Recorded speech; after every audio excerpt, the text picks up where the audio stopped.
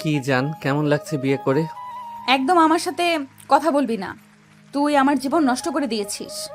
ও মা, আমি আবার তোমার জীবন কিভাবে নষ্ট করলাম? তোর লজ্জা করে না বয়সে বড় একটা মেয়েকে জোর করে বিয়ে করতে? কেন লজ্জা করবে? ভালোবাসলে এগুলো কিছু মনে থাকে না প্রিয়।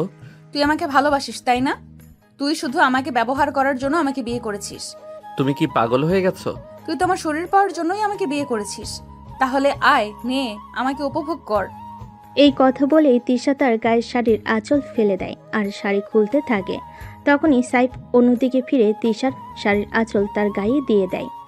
দেখো, আমি চাই না তোমার ইচ্ছের বিরুদ্ধে গিয়ে তোমার সাথে মিলন করতে। যেদিন তুমি নিজের ইচ্ছায় আমাকে ভালোবাসবে, সেদিনই আমি এই অধিকার চাইবো। এখন নিজে নিজে নিজেকে ভালো সাজাচ্ছিস তাই না? আমি কেন নিজেকে ভালো সাজাবো? যেদিন ভার্সিটিতে তোমাকে প্রথম দেখেছিলাম সেদিনই তোমার প্রেমে পড়ে যাই। তোমাকে তো অনেক বলেছিলাম, কিন্তু তুমি আমাকে পাত্তা দিতে না। আমি ভয় পেতাম, যদি আমি তোমাকে হারিয়ে ফেলি, তুমি যদি অন্য কারো হয়ে যাও, তাহলে আমি সেটা সহ্য করতে পারবো না। তাই তোমাকে কিছুটা জোর করেই বিয়ে করেছি। ভেবেছিলাম বিয়ের পর তুমি আর এমন করবে না, কিন্তু তুমি এখনো সেই আগের মতোই আছো। ঠিক আছে, সমস্যা নেই, আমি কখনো তোমাকে জোর করব না। আচ্ছা, তাহলে তুমি খাটে শুয়ে পড়ো, আমি নিচে শুয়ে পড়ি। এই কথা বলে সাইফ একটা দীর্ঘশ্বাস ফেলে তিশাকে অন্য কিছু বলার সুযোগ না দিয়ে সে খাটের থেকে একটা বালিশ নিয়ে নিচে শুয়ে পড়ে। তিশা কিছুক্ষণ নীরবে কান্না করে তারপর সেও ঘুমিয়ে পড়ে। তারও তো ঘুমাচ্ছে, আর আপনারও গল্পের আগামাতায় কিছুই বুঝতে পারেননি। তাহলে চলুন আমরা বলি, আপনাদের গল্পটা একটু বুঝিয়ে বলি। ঢাকা শহরের টপ বিজনেসম্যান মোহাম্মদ কাশেমের ছোট ছেলে হচ্ছে সাইফ হাসান। সাইফের বড় ভাই তার থেকে প্রায় 7 বছর বড়। সাইফের একটা বোনও আছে, সে সাইফের থেকে 3 বছরের ছোট। তাদের 3 ভাই বোনের মাঝে খুব ভালো বোঝাবুঝি ও খুব ভালো সম্পর্ক। মোহাম্মদ কাশেম ছোটবেলায় তারই 3 সন্তানকে চায়নাতে পাঠিয়েছেন পড়াশোনার জন্য। সেখানে তিনি তাদের জন্য বাড়ি গাড়ি সব কিছুর ব্যবস্থা করেছেন, যেন তার সন্তানদের সেখানে থাকতে কোনো সমস্যা না হয়। সাইম সবার বড়, তাই তার পড়াশোনা সবার আগে শেষ হয়। উচ্চ শিক্ষা নিয়ে সাইম দেশে আসলে তার বাবা মা জোর করে তাকে বিয়ে করিয়ে দেয়। সাইমের ছোটবেলা থেকে ইচ্ছে সে একজন শিক্ষক হবে, তাই সে তার বাবার কোম্পানির দায়িত্ব নেয় না। সে বিয়ের পরে বউকে নিয়ে আবার চায়নাতে চলে যায়। সেখানে একটি কলেজে শিক্ষকতার পেশা নেয়। তারপর পড়াশোনা শেষ হয় সাইফার, মানে সাইফের বড় বোনের। সাইফা দেশে আসলে তাকে জোর করে মোহাম্মদ কাশেম তার বিজনেস পার্টনারের ছেলের সাথে বিয়ে করিয়ে দেয়। এখন কি ভাবছেন আমাদের নায়ক কি করলো? তাহলে শুনুন। আমাদের নায়ক যেহেতু সবার ছোট, তাই তার পড়াশোনা শেষ হতে আরও 3 বছর সময় লাগবে। কিন্তু সাইফের বাবা মোহাম্মদ কাশেম তাকে বলে দেশে এসে কিছুদিন কাটাতে। সাইফ তো তার ভাই আর ভাবির সাথে চায়নাতে থাকে, কিন্তু বাবার কথা শুনে সে দেশে আছে। সাইফ পড়াশোনায় অনেক সচেতন। মোহাম্মদ কাশেম বলে রেখেছেন পড়াশোনা শেষ হওয়া মাত্রই যেন তার কোম্পানির দায়িত্ব নেয়, কারণ সাইফ এ বিষয়ে অনেক পারদর্শী। সাইফ চায়নাতেও তার ভার্সিটির টপার। সাইফ দেশে এসেছিল 3 মাসের জন্য, কিন্তু তার যেন পড়াশোনায় কোনো সমস্যা না হয়, তাই সে এখানকার একটা ভার্সিটিতে ভর্তি হয়। আর প্রথম দিনই ভার্সিটিতে তিশাকে দেখে তাকে ভালোবেসে ফেলে।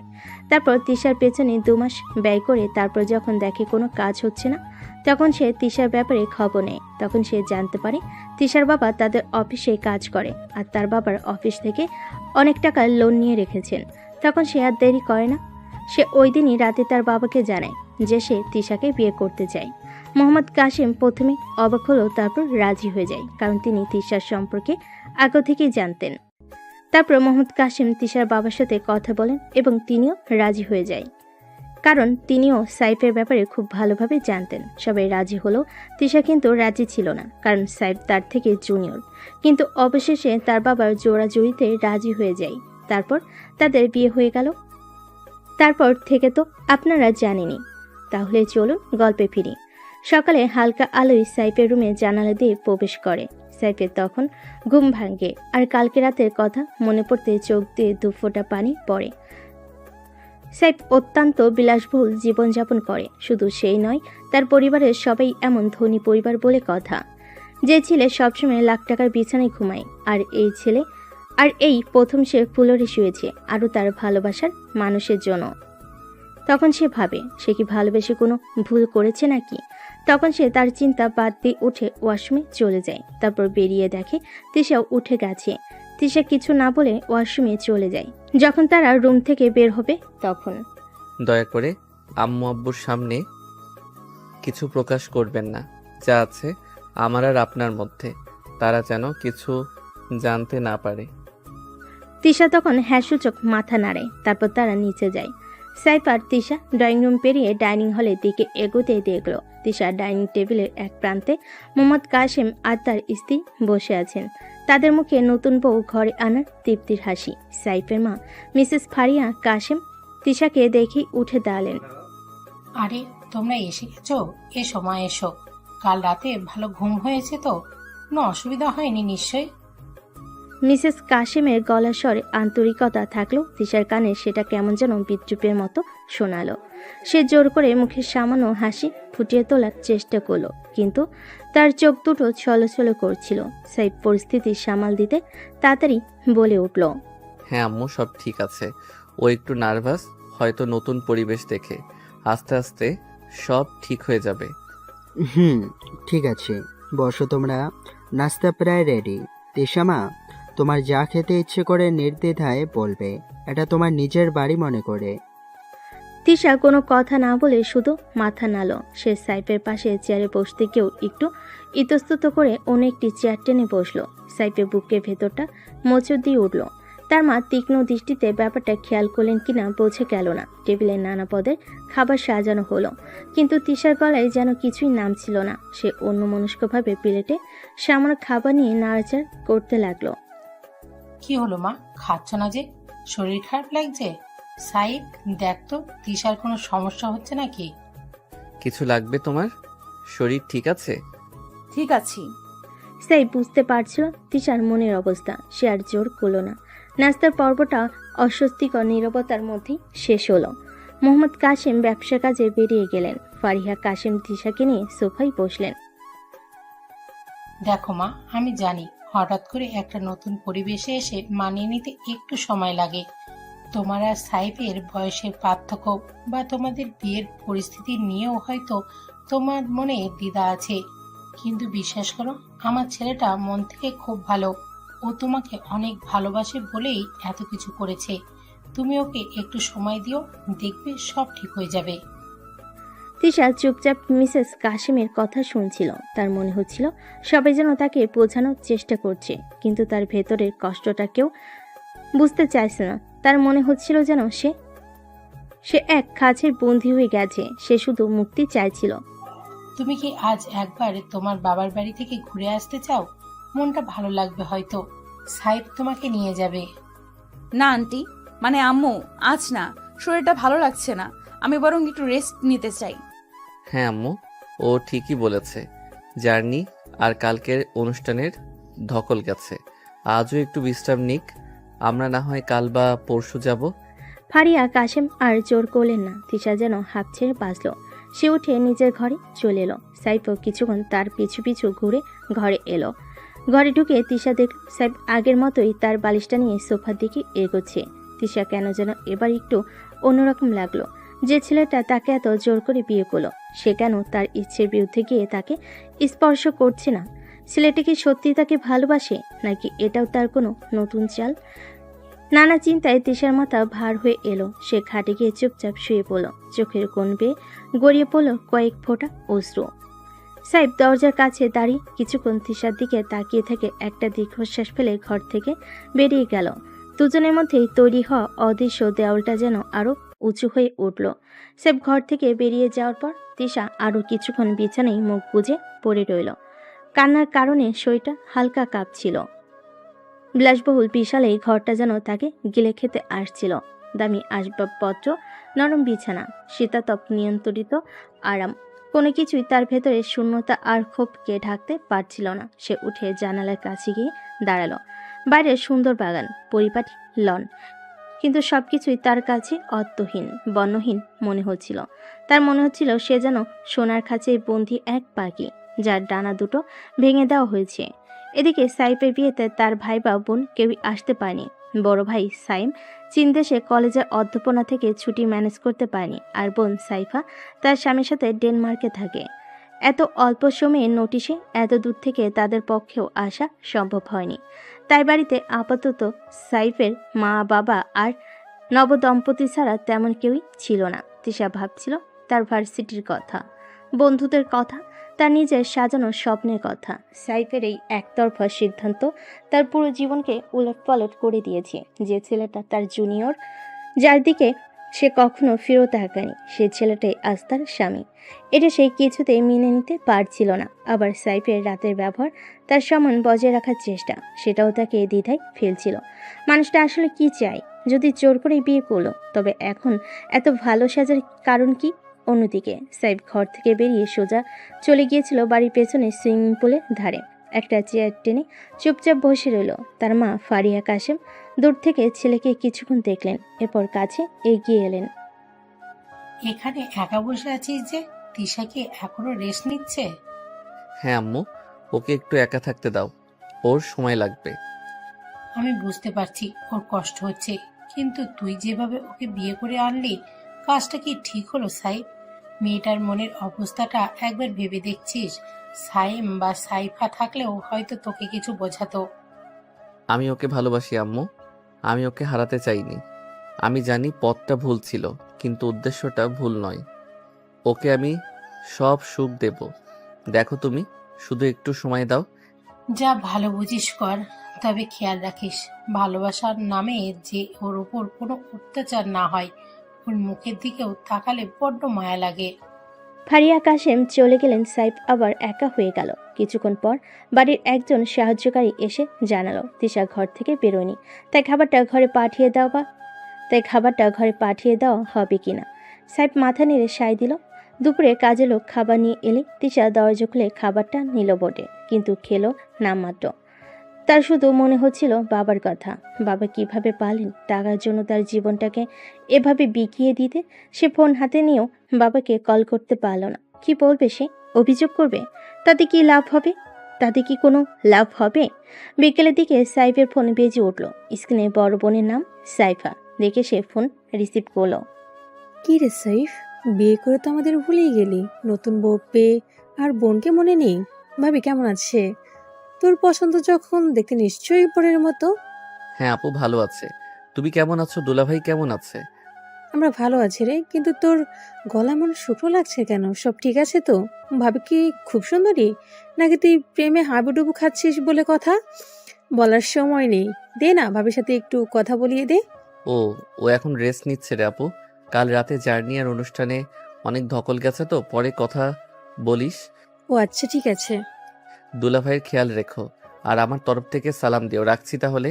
ফোন রেখে সাইফের মনটা আরো খারাপ হয়ে গেল। সবাই কত খুশি, কিন্তু সে আর তিশা যে কিসের মধ্য দিয়ে যাচ্ছে তা কেবল তারাই জানে।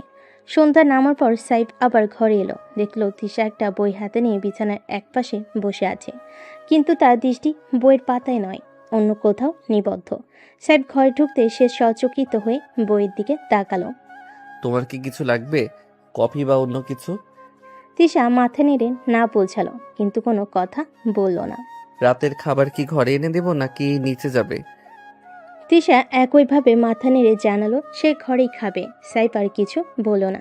সে রাতের খাবারের ব্যবস্থা করতে বেরিয়ে গেল। তিশা আবার একা হয়ে গেল।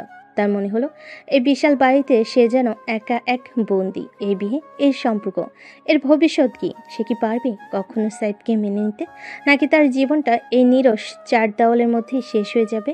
ভার্সিটিতে ফেরার স্বপ্নটাও যেন দূরে দূরে সরে যেতে লাগলো। তিশার দু চোখ আবার ঝাপসা হয়ে এলো। রাতের খাবার নীরবে শেষ হলো। তিশা সামান্য খেলো, আর সাইফ অপলক দৃষ্টিতে তার দিকে তাকিয়ে রইল। তাদের মধ্যে কোনো কথা হলো না। খাবার শেষে তিশা নিজে ট্রে গুছিয়ে রাখতে যাচ্ছিল, কিন্তু সাইফ তাড়াতাড়ি তার হাত থেকে ট্রেটা নিয়ে পড়ল। তুমি বসো, আমি রাখছি। তিশা অবাক হয়ে সাইফের দিকে তাকালো। এই সেই ছেলে যে তাকে জোর করে বিয়ে করেছে, আর এখন তার এত যত্ন নিচ্ছে। তার ভেতরে দ্বন্দ্বটা আরও বাড়ছিল। কিছুক্ষণ পর সাইফ ঘরে ফিরে এলো। দেখলো তিশা বেলকনিতে দাঁড়িয়ে বাইরের অন্ধকার দেখছে। রাতের নিস্তব্ধতা আর দূরে টিমটিমে আলোয় একটা বিষণ্ণ পরিবেশ তৈরি হয়েছে। সাইফ শক্তপণে এগিয়ে গেল। কি দেখছো? তিশা চমকে উঠল। সে ভাবতেও পারেনি সাইফ এত কোয়ালিটি তার কাছে আসবে। কিছু না, এমনি। ঠান্ডা লাগছে, ভেতরে আসবে? সে ভাবতেও পারেনি সাইফ এত কুইকলি তার কাছে আসবে। তিশা মাথা নেড়ে না জানালো। কিছুক্ষণ দুজনে চুপ করে দাঁড়িয়ে রইল। রাতের বাতাস তাদের চুল ছুঁয়ে যাচ্ছিল। নীরবতা ভাঙল সাইফ। তিশা, আমি জানি তুমি আমার উপর খুব রেগে আছো। তোমার যা মনে হচ্ছে সেটা স্বাভাবিক, কিন্তু বিশ্বাস করো, আমার কোনো খারাপ উদ্দেশ্য ছিল না। তোমাকে কষ্ট দেওয়া আমার লক্ষ্য নয়। তাই? তাহলে আমাকে জোর করে বিয়ে করার মানে কি? এটাই তোমার ভালোবাসা? আমার জীবনটা নষ্ট করে দেওয়া? আমি জানি আমার কাজটা ঠিক হয়নি, কিন্তু আমি তোমাকে সত্যি ভালোবাসি। ভার্সিটিতে প্রথম দেখার পর থেকে আমি তোমার প্রতি দুর্বল হয়ে পড়েছিলাম। তোমার ব্যক্তিত্ব, তোমার হাসি, সবকিছু আমাকে পাগল করে তুলেছিল। আমি তোমাকে হারানোর ভয়ে ভীত ছিলাম। মনে হতো তুমি যদি অন্য কারো হয়ে যাও, আমি সেটা সহ্য করতে পারবো না। ভালোবাসা? এটা কেমন ভালোবাসা যেখানে তুমি আমার ইচ্ছের কোনো মূল্যই দিলে না? তুমি কি একবারও ভেবে দেখেছো আমি কি চাই? আমারও তো একটা স্বপ্ন ছিল, একটা ভবিষ্যৎ ছিল, তুমি সব কেড়ে নিলে। আমি জানি, আমি সব বুঝতে পারছি, আমার ভুল হয়েছে, কিন্তু আমি তোমাকে কথা দিচ্ছি, আমি তোমাকে কখনো কোনো ব্যাপারে জোর করব না। তুমি যেভাবে চাও সেইভাবে তোমার জীবন চলবে। আমি শুধু তোমার পাশে থাকতে চাই। যদি তুমি কখনো আমাকে একটু সুযোগ দাও। তিশা তীক্ষ্ণ দৃষ্টিতে সাইফের দিকে তাকালো। তার চোখে অবিশ্বাস আর ঘৃণা মেশানো ছিল। কিসের সুযোগ তুমি চাইছো? আমার জীবনটা কেড়ে নেওয়ার পর আর কি সুযোগ বাকি আছে? তুমি কি মনে করো আমি সবকিছু ভুলে গিয়ে তোমার সাথে সুখে সংসার করব? এটা কখনো সম্ভব না। আমি জানি এটা সহজ নয়, কিন্তু আমি চেষ্টা করতে রাজি আছি। তোমার বিশ্বাস অর্জন করার জন্য আমি সবকিছু করতে পারি। শুধু আমাকে একটু সময় দাও। তিশা কিছুক্ষণ চুপ করে রইল। তারপর একটা দীর্ঘশ্বাস ফেলে বলল, সময়ের কাছে কি আমার নষ্ট হওয়া জীবনটা ফিরে পাবো? আমার ভেঙে যাওয়া স্বপ্নগুলো জোড়া লাগবে? তুমি বুঝতেও পারছো না তুমি আমার সাথে কি করেছো। আমি বুঝতে পারছি তিশা, সত্যি বুঝতে পারছি। আমার কোনো অজুহাত নেই। আমি শুধু চাই তুমি একবার আমার দিক থেকেও দেখো। আমার ভালোবাসা হয়তো প্রকাশের ভঙ্গিটা ভুল ছিল, কিন্তু আমার অনুভূতিটা সত্যি। তিশা আর কোনো কথা বলল না। সে বেলকুনি থেকে ভেতরে চলে গেল এবং সোজা খাটে গিয়ে শুয়ে পড়ল। মুখটা বালিশে গুজে সাইফ কিছুক্ষণ সেখানে দাঁড়িয়ে রইল। তারপর ধীরে ধীরে ভেতরে এসে সোফার উপর বসল। রাতের নীরবতা তাদের দূরত্বটাকে আরো প্রকট করে তুলল। দুজনের মনেই চাপা কষ্ট আর অনিশ্চয়তার খেলা করছিল। ভবিষ্যৎটা যেন এক ঘন কুয়াশায় ঢাকা, যেখানে কোনো পথ দেখা যাচ্ছে না। পরে কয়েকটা দিন একই রকম কাটাতে লাগলো। সাইফ সুযোগ পেলে তিশার সাথে কথা বলার চেষ্টা করত। তার ভালো লাগা মন্দ লাগার খোঁজ নিত। কখনো হয়তো তার পছন্দের কোনো খাবার এনে হাজির করত, কখনো তার পড়ার জন্য নতুন কোনো বই। কিন্তু তিশার দিক থেকে তেমন কোনো সাড়াই পাওয়া যেত না। সে হয়তো সাইফের আনা জিনিসপত্র নিত, কিন্তু মুখে কোনো ধন্যবাদ পর্যন্ত দিত না।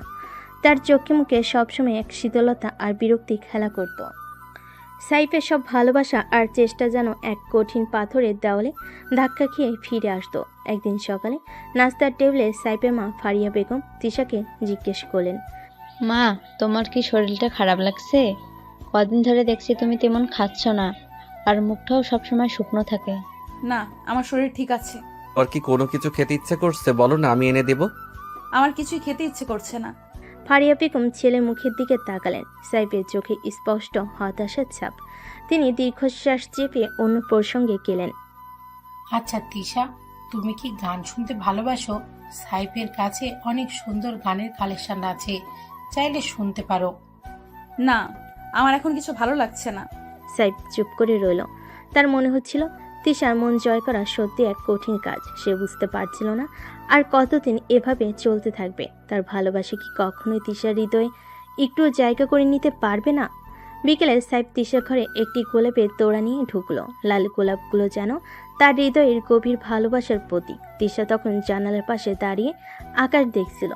সাইফের পায়ের শব্দ শুনেও সে ঘুরে তাকালো না। তিশা, এই ফুলগুলো তোমার জন্য। তিশা একবার গোলাপগুলোর দিকে তাকালো, তারপর মুখ ফিরিয়ে নিল। আমার এসব ভালো লাগে না। কেন এনেছো? আমি ভেবেছিলাম তোমার হয়তো ভালো লাগবে। আমার কিছুই ভালো লাগে না। তুমি কি বুঝতে পারছো না?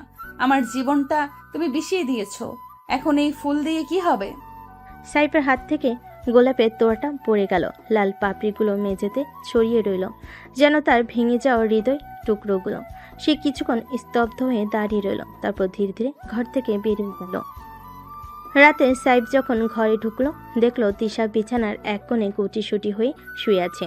তার চোখ দিয়ে তখনও অশ্রু গড়াচ্ছে। সাইফের বুকটা ব্যথায় টনটন করে উঠল। সে এগিয়ে গিয়ে তিশার পাশে বসতেই সাহস করলো না। তিশা, তুমি কি একটু কথা বলবে? তিশা কোনো উত্তর দিল না, শুধু তার কান্নার শব্দ আরো জোরালো হলো। প্লিজ একবার আমার দিকে তাকাও। আমি জানি আমি ভুল করেছি, কিন্তু আমি তোমাকে সত্যিই ভালোবাসি, বিশ্বাস করো। আমি তোমাকে সুখী করতে চাই। তিশা বালিশের মধ্যে মুখ ডুবে কাঁদতে লাগলো। তার শরীর থরথর করে কাঁপছিল। সাইফ অসহায়ভাবে তার দিকে তাকিয়ে রইল। তার মনে হচ্ছিল পৃথিবীর সবচেয়ে একা আর নিঃসঙ্গ মানুষ সে। তার এত ভালোবাসা, এত চেষ্টা, সব কিছুই যেন ব্যথা, সব কিছুই যেন বৃথা। একসময় কাঁদতে কাঁদতে তিশা ঘুমিয়ে পড়ল। সাইফ চুপচাপ তার পাশে বসে রইল। অন্ধকারে তিশার ভেজা মুখটা দেখলো, তার হৃদয় আরো ভেঙে যাচ্ছিল। সে আলতো করে তিশার ভেজা চুলগুলো সরিয়ে দিল। সাইফ নিজের মনে বলল, আমি হাল ছাড়বো না তিশা। আমি জানি একদিন তুমি আমার ভালোবাসা বুঝতে পারবে। আমি অপেক্ষা করব, যতদিন লাগে আমি অপেক্ষা করব। সাইফ সারা রাত তিশার পাশে জেগে বসে রইল। তার মনে একটাই আশা, একদিন হয়তো তিশার হৃদয় বরফ গলবে আর সেও তার ভালোবাসার উষ্ণতা অনুভব করবে। কিন্তু সেই দিন কবে আসবে তা শুধু সময় জানে। পরের কয়েক সপ্তাহ ধরে তিশার অবহেলা যেন আরো ভালো। সাইফ তার সাথে কথা বলতে গেলেই সে এড়িয়ে যেত, প্রশ্নের উত্তর দিত দায়সারাভাবে। তারা একই ছাদের নিচে থাকলো, তাদের মধ্যে যেন এক অদৃশ্য দেওয়াল তৈরি হয়ে গিয়েছিল, যা কোনোভাবেই ভাঙা যাচ্ছিল না। সাইফের সব প্রচেষ্টা, সব ভালোবাসা যেন সেই দেওয়ালে ধাক্কা খেয়ে ফিরে আসতো। একদিন সাইফ তিশার কলেজের গেটের সামনে অপেক্ষা করছিল। সে ভেবেছিল হয়তো কলেজ থেকে ফেরার পথে তিশার সাথে কিছুক্ষণ কথা বলার সুযোগ পাবে। কিন্তু তিশা যখন গেট থেকে বের হলো, তার সাথে অন্য একজন ছেলে ছিল। তারা হাসতে হাসতে কথা বলছিল এবং সাইফকে একেবারেই খেয়াল করলো না। সাইফের বুকের ভেতরটা মোচড় দিয়ে উঠল। ঈর্ষা আর কষ্ট একসাথে তাকে গ্রাস করলো। সে দূর থেকে তাদের চলে যাওয়া দেখলো, তারপর বিষণ্ণ মনে বাড়ি ফিরে এলো। ঘরে ফিরে সাইফ দেখলো তিশা তার বান্ধবীর সাথে ফোনে কথা বলছে আর হাসছে।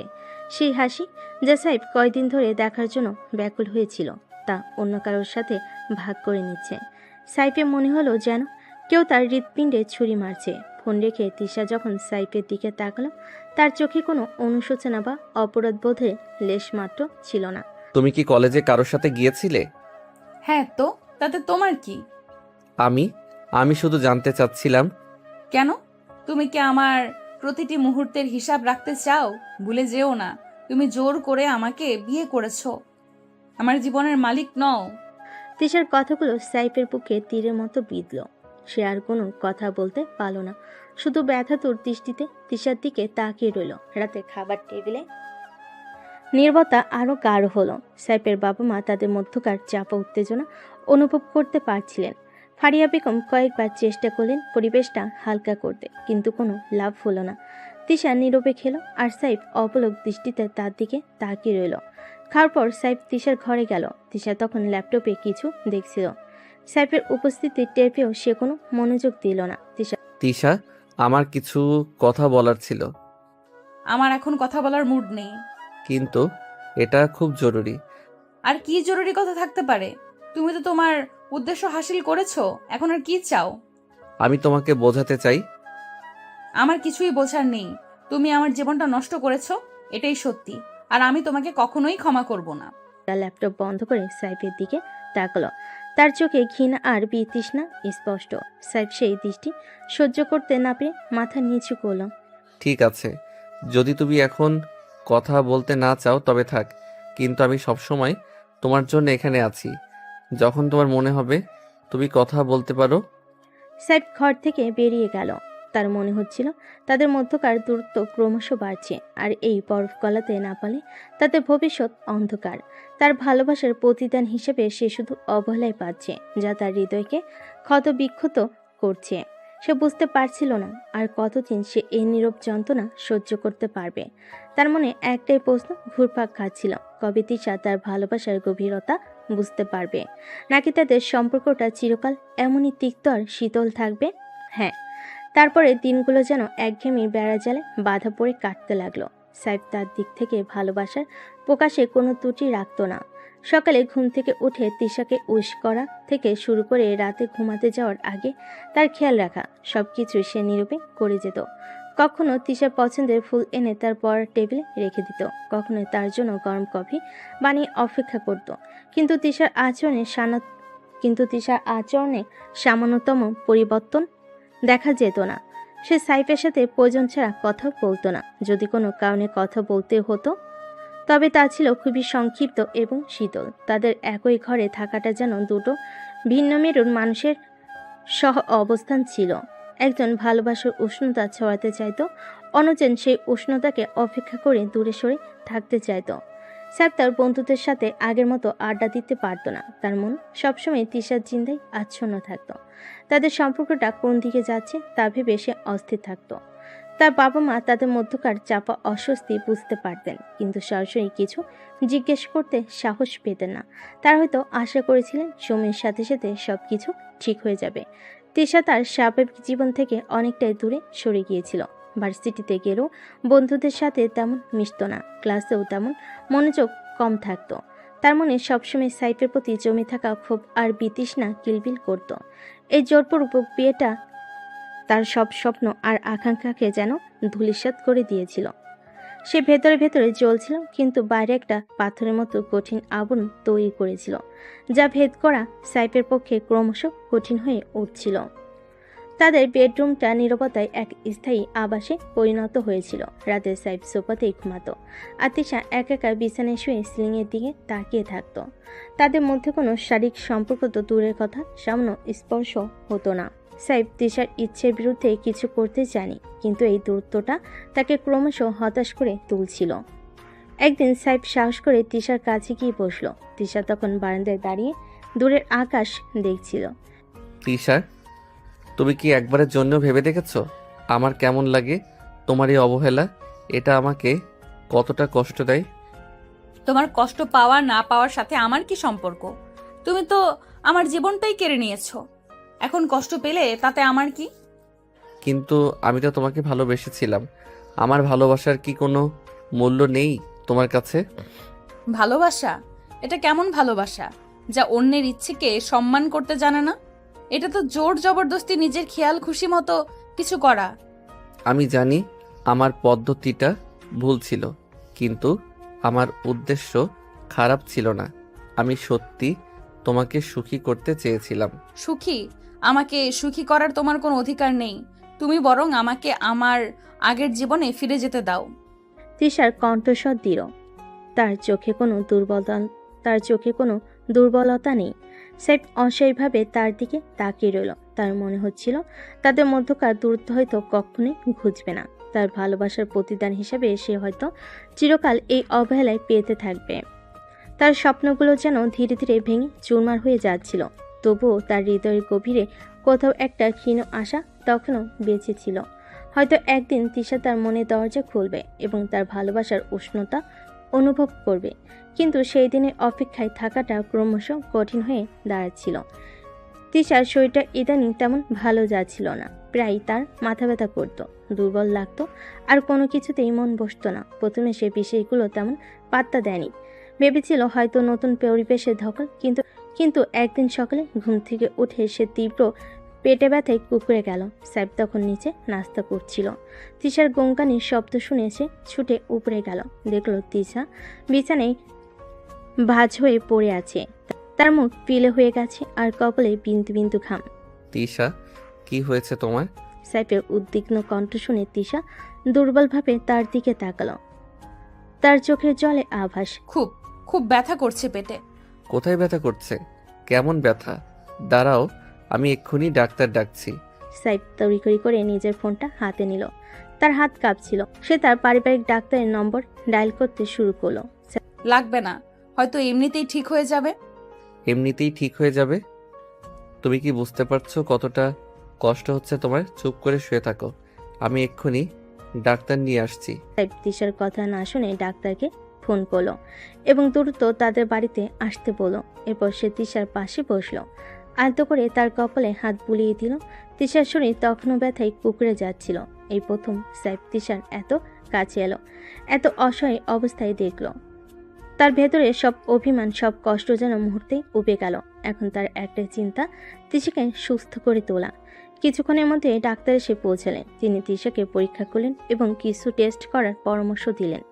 সাহেব ডাক্তারের সাথে নিচে গিয়ে কথা বলল এবং তিশার সব রকম খেয়াল রাখার জন্য নার্সিংয়ের ব্যবস্থা করল। পরে কয়েকটা দিন সাহেব তিশার পাশেই ছিল। নিজের অফিসের কাজও সে বাড়ি থেকেই সামলাচ্ছিল।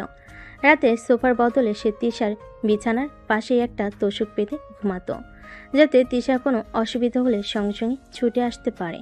সে নিজের হাতে তিশাকে খাইয়ে দিত, সময় মতো ওষুধ দিত এবং তার পছন্দের গান শুনিয়ে তার মন ভালো রাখার চেষ্টা করত। এই কয়দিনে তিশার শরীর কিছুটা দুর্বল হলেও সাইফের সেবা যত্নে কোনো ত্রুটি ছিল না। সে সবসময় তিশার প্রয়োজন বোঝার চেষ্টা করত এবং নীরবে তার পাশে থাকত। তিশা প্রথমে সাইফের এই অপ্রত্যাশিত সেবা গ্রহণে ইতস্তত বোধ করল। ধীরে ধীরে তার ভেতরে বরফ যেন কিছুটা গলতে শুরু করলো। সাইফের আন্তরিকতা আর উদ্বেগকে সে আর উপেক্ষা করতে পারছিল না। একদিন রাতে তিশা ব্যথায় ছটফট করছিল। সাইফ তার মাথায় জলপট্টি দিচ্ছিল আর কপালে হাত বুলিয়ে দিচ্ছিল। তিশা দুর্বল স্বরে বলল, তোমার কষ্ট হচ্ছে না তো? আমার জন্য এত করছো।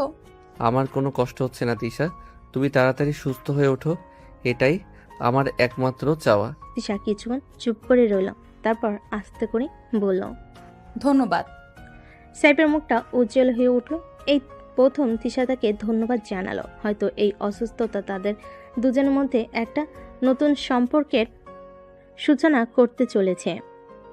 হয়তো সাইফের নিঃস্বার্থ সেবা তিশা মনের বদ্ধ দোয়ার খুলতে শুরু করেছে। সময় সব কিছু বলে দেবে। কয়েকদিন পর তিশার শারীরিক অবস্থা ধীরে ধীরে উন্নতি হলো। ব্যথাটা কমে এলো, দুর্বলতাও কাটতে শুরু করলো। এই সময়টাতে সাইফ যেভাবে তার পাশে ছিল, যেভাবে তার সেবা করেছে, তা তিশা গভীরভাবে অনুভব করেছে। আগে সাইফের প্রতি তার মনে যে তীব্র ক্ষোভ আর বিরক্তি ছিল, তা যেন ধীরে ধীরে ফিকে হয়ে আসছিল। সাইফের নিঃস্বার্থ ভালোবাসা, যত্ন তার কঠিন হৃদয়কে স্পর্শ করতে শুরু করেছিল। সম্পূর্ণ সুস্থ হওয়ার পর একদিন তিশা সাইফকে ডেকে পাঠালো। সাইফ একটু ইতস্তত করে ঘরে ঢুকলো। সে ভাবতেও পারেনি তিশা নিজে থেকে তার সাথে কথা বলতে চাইবে। তুমি ডেকেছিলে? তোমার শরীর এখন কেমন আছে? হ্যাঁ, ডেকেছিলাম। আমার শরীর এখন ভালো। বসো তুমি।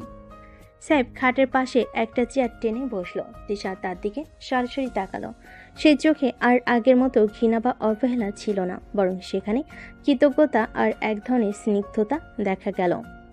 সাইফ, কদিন ধরে তুমি আমার জন্য যা করেছো আমি সত্যিই তার জন্য কৃতজ্ঞ। আমার যখন খুব খারাপ লাগতো তুমি সব সময় আমার পাশে ছিলে, নিজের কাজ ফেলে আমার খেয়াল রেখেছো। আমি এটা কখনোই ভুলবো না। সাইফ অবাক হয়ে তিশার দিকে তাকিয়ে রইল। এই প্রথম তিশা তার সাথে এত নরমভাবে কথা বলল। তার কণ্ঠস্বরে কৃতজ্ঞতা স্পষ্ট। তিশা, তুমি ঠিক আছো তো? তোমার কি কোনো অসুবিধা হচ্ছে? আমি ঠিক আছি, বরং আমি বুঝতে পারছি তুমি কতটা চেষ্টা করছো। তোমার এই যত্ন, এই উদ্বেগ, এটা আমি অস্বীকার করতে পারবো না। আমি কৃতজ্ঞ যে এই কঠিন সময়ে তুমি আমার পাশে ছিলে। তিশার শরীর পুরোপুরি সেরে ওঠার পর সাইফের মনে একটা নতুন আশা জেগে উঠল। সে ভাবছিল কিভাবে তিশার কাছে তার ভালোবাসার গভীরতা আরও ভালোভাবে প্রকাশ করা যায়। তাদের সম্পর্কের বরফ গলতে শুরু করেছে। এখন প্রয়োজন একটা সুন্দর মুহূর্তের, যা তাদের আরও কাছে আনতে পারে। তাই সাইফ তিশাকে একটা মনোরম জায়গায় ঘুরতে নিয়ে যাওয়ার পরিকল্পনা করলো। সে ঢাকার কাছে একটি শান্ত ও সুন্দর রিসোর্ট বুক করলো। চারদিকে সবুজ গাছপালা, একটা ছোট লেক আর পাখির কলকাকলি, সব মিলিয়ে একটা রোমান্টিক পরিবেশ। সাইফ খুব গোপনে সব কিছু করলো যাতে তিশা কিছু টের না পায়। একদিন সকালে সাইফ তিশাকে বলল, চলো আজ কোথাও ঘুরে আসি, তোমার শরীর তো এখন ভালো, একটু ফ্রেশ লাগবে। তিশা প্রথমে কিছুটা দ্বিধাবোধ করলো, কিন্তু সাইফের আন্তরিক অনুরোধ ফেলতে পারল না। তাছাড়া গত কয়েকদিনে সাইফের ব্যবহার তার মনে একটা অন্যরকম জায়গা করে নিয়েছে। সে রাজি হলো। রিসোর্টে পৌঁছে তিশা মুগ্ধ হয়ে চারপাশের সৌন্দর্য দেখল। শান্ত পরিবেশ আর প্রকৃতির মনোরম দৃশ্য তার মন ছুঁয়ে গেল। সাইফ ধীরে ধীরে তার পাশে হাঁটছিল। তাদের মধ্যে তেমন কোনো কথা হচ্ছিল না, কিন্তু নীরবতাও যেন আজ অন্যরকম অর্থ বহন করছিল। সাইফ তিশাকে লেকের ধারে একটি সুন্দর জায়গায় নিয়ে গেল। সেখানে আগে থেকেই কিছু রঙিন ফুল দিয়ে সাজানো হয়েছে একটি ছোট্ট টেবিল আর দুটো চেয়ার রাখা ছিল। তিশা অবাক হয়ে চারিদিকে তাকালো। তোমার কেমন লাগছে? এটা তুমি করেছো? এটা তো খুব সুন্দর। তোমার ভালো লাগলেই আমার ভালো লাগে। চলো বসি। তারা দুজনেই বসলো। সাইফ তিশার হাতে একটি গোলাপের তোড়া দিল। তিশা আলতো করে ফুলগুলো স্পর্শ করলো। তার ঠোঁটের কোণে মৃদু হাসি দেখা গেল। সাইফ একটি ওয়েটারকে ডেকে জুস আর হালকা স্ন্যাক্সের অর্ডার দিল। তার কিছুক্ষণ চুপচাপ প্রকৃতির শোভা উপভোগ করলো। তারপর সাইফ ধীরে ধীরে কথা শুরু করলো। ঈশা, আমাদের সম্পর্কের শুরুটা হয়তো খুব একটা সুখকর ছিল না। আমি জানি তোমাকে অনেক কষ্ট দিয়েছি। আমার সেই কাজের জন্য আমি আজও অনুতপ্ত। কিন্তু এই কদিনে তুমি আমার প্রতি যে সহানুভূতি দেখিয়েছো, আমার সেবা গ্রহণ করেছো, তার জন্য আমি কৃতজ্ঞ। তিশা নীরবে সাইফের কথা শুনছিল। আমি জানি জোর করে বিয়ে করাটা কোনো ভালোবাসার পরিচয় হতে পারে না, কিন্তু বিশ্বাস করো, তোমাকে প্রথম দেখার পর থেকে আমার হৃদয়ে তুমি গেঁথে গিয়েছিলে। তোমাকে হারানোর ভয় আমাকে এমন একটা ভুল পথে চালিত করেছিল। সাইফ কিছুক্ষণ থামলো। তারপর পকেট থেকে একটি ছোট ভেলভেট এর বক্স বের করলো। তিশা অবাক হয়ে সেদিকে তাকালো। তিশা, আমি জানি আমার ভুলের কোনো ক্ষমা নেই। তিশা, এই কদিন আমি বুঝতে পেরেছি তুমি শুধু আমার স্ত্রী নও, তুমি আমার জীবনের সবচেয়ে মূল্যবান মানুষ। আমি তোমাকে গভীরভাবে ভালোবাসি। তুমি কি আমাকে তোমার জীবনসঙ্গী হিসেবে মেনে নেবে? আমি কথা দিচ্ছি তোমাকে সবসময় সম্মান করব, তোমার ইচ্ছের মূল্য দেব এবং তোমাকে পৃথিবীর সব সুখ এনে দেব। সাইফ বক্সটা খুলো। ভেতরে একটি সুন্দর হীরার আংটি ঝকমক করছিল। তিশার চোখে জল চিকচিক করে উঠল। সে কিছুক্ষণ আংটিটির দিকে তাকিয়ে রইল। তারপর সাইফের মুখের দিকে তাকালো। তার চোখে কৃতজ্ঞতা, ভালোবাসা আর কিছুটা দ্বিধা, সবকিছুই মেশানো ছিল। সাইফ, তুমি যা করেছো তা আমি হয়তো কখনোই পুরোপুরি ভুলতে পারবো না, কিন্তু এই কয়েকদিনে তোমার ব্যবহার, তোমার যত্ন আমার মন ছুঁয়েছে। আমি বুঝতে পারছি তুমি সত্যিই আমাকে ভালোবাসো। তোমার প্রস্তাব, এটা আমার জন্য খুব অপ্রত্যাশিত। আমাকে একটু সময় দাও, আমি ভেবে দেখি। অবশ্যই তিশা, তুমি যত সময় চাও আমি দেব। আমি শুধু চাই তুমি তোমার মন থেকে সিদ্ধান্ত নাও। আমার ভালোবাসা তোমার জন্য সবসময় থাকবে। সাইফ আংটিটা তিশার দিকে এগিয়ে দিল না, টেবিলের উপর রেখে দিল। তার দুজনেই নীরব হয়ে বসে রইল। চারপাশে মনোরম প্রকৃতিও যেন তাদের উত্তরের অপেক্ষায় স্তব্ধ হয়ে গিয়েছিল। তিশার মনে তখন নানা ভাবনা ঘুরপাক খাচ্ছিল। জোর করে শুরু হয় একটা সম্পর্ক কি সত্যি ভালোবাসার পরিণতি পেতে পারে? সাইফের আন্তরিকতা কি তার অতীতের ভুলকে ক্ষমা করে দেওয়ার জন্য যথেষ্ট? উত্তরটা হয়তো সময়ই দেবে। লেকের ধারে শান্ত পরিবেশে সাইফের প্রস্তাব শুনে তিশার মন এক জটিল আবর্তে ঘুরপাক খাচ্ছিল। একদিকে সাইফের গত কয়েকদিনের আন্তরিক সেবা, অন্যদিকে তাদের সম্পর্কের তিক্ততা শুরু। দুটো বিষয়ই তার মনে সমানভাবে দোলা দিচ্ছিল। হীরার আংটিটা টেবিলের উপর আলো ছড়াচ্ছিল, যেন এক নীরব প্রশ্ন নিয়ে অপেক্ষা করছে। কিছুক্ষণ নীরবতা থাকার পর তিশা ধীরে ধীরে মুখ খুলল। তার কণ্ঠস্বর শান্ত, কিন্তু তাতে একটা দৃঢ়তা ছিল। সাইফ, তোমার এই সুন্দর প্রস্তাবের জন্য ধন্যবাদ। তুমি যে এত কিছু ভেবেছো তাতে আমি কৃতজ্ঞ, কিন্তু সত্যি বলতে আমার পক্ষে এখনই কোনো সিদ্ধান্ত নেওয়া সম্ভব নয়। আমি বুঝতে পারছি তিশা, তুমি সময় নাও, আমি অপেক্ষা করব। শুধু সময় নয় সাইফ, আরও কিছু কথা আমার বলা দরকার। তুমি আমার অসুস্থতার সময় আমার যে যত্ন নিয়েছো তার জন্য আমি কৃতজ্ঞ। সেই সময়টাতে আমি তোমার অন্য একটা রূপ দেখেছি, যে রূপে ভালোবাসা, সহানুভূতি ছিল। কিন্তু তুমি ভুলে যাচ্ছ কেন আমাদের সম্পর্কের শুরুটা কেমন ছিল? তুমি আমার ইচ্ছের বিরুদ্ধে গিয়ে আমাকে জোর করে বিয়ে করেছো। সেই অপমান, সেই কষ্ট আমি এত সহজে ভুলতে পারবো না। সাইফের মুখটা মলিন হয়ে গেল। সে চুপ করে তিশার কথা শুনতে লাগলো। সাইফ, তুমি হয়তো এখন আমাকে ভালোবাসো, হয়তো তোমার উদ্দেশ্য খারাপ ছিল না, কিন্তু তোমার সেই একটা কাজ আমার পুরো জীবনটাকে তছনছ করে দিয়েছে। আমার নিজের কিছু স্বপ্ন ছিল, কিছু পরিকল্পনা ছিল। এই বিয়ের মাধ্যমে তুমি আমার সব কেড়ে নিয়েছো। আর তুমি ভাবছো একটা সুন্দর রিসোর্ট আর একটা হীরার আংটি দিয়ে তুমি সেসব ভুলিয়ে দেবে? তুমি কি মনে করো এত সহজে আমি তোমাকে আমার জীবনসঙ্গী হিসেবে মেনে নেব? আমি এমনটা ভাবিনি তিশা, আমি শুধু চেয়েছিলাম তোমাকে বোঝাতে। বোঝাতে? তুমি আমাকে কি বোঝাতে চেয়েছিলে? যে তুমি একজন ধনী আর প্রভাবশালী পুরুষ, তাই আমার জীবনটা নিজের মর্জি মতো চালাবে? আমার কোনো ইচ্ছের দাম নেই? মাথা নিচু করে রইল। আর তার বলার কিছু ছিল না। তিশার অভিযোগগুলো একেবারে ভিত্তিহীন নয়। তোমার ভালোবাসা হয়তো সত্যি হতে পারে, কিন্তু সেই ভালোবাসার ভিত্তিটা ভুল।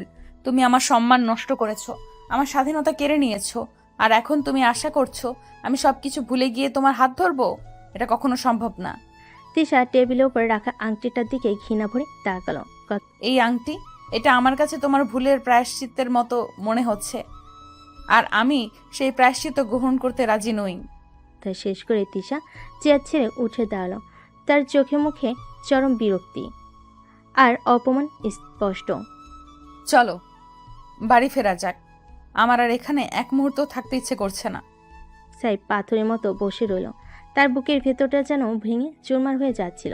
সে আশা করেছিল হয়তো তিশা তার ভালোবাসার মূল্য দেবে, তাদের সম্পর্কটা একটা নতুন নতুন দিকে মন নেবে। কিন্তু তিশার প্রত্যাখ্যানের পর তার সব স্বপ্ন ধূলিসাৎ হয়ে গেল। অপমান আর হতাশা তাকে গ্রাস করলো। সে বুঝতে পারছিল না এরপর তার কি করা উচিত। রিসোর্টের নরম পরিবেশও যেন তাদের বিষণ্ণতার ছাই মিলান হয়ে গিয়েছিল। ওয়েটার এসে তাদের অর্ডারের কথা জিজ্ঞেস করলে সাইফ কোনো মতে বিল মিটিয়ে দেওয়ার কথা বলল।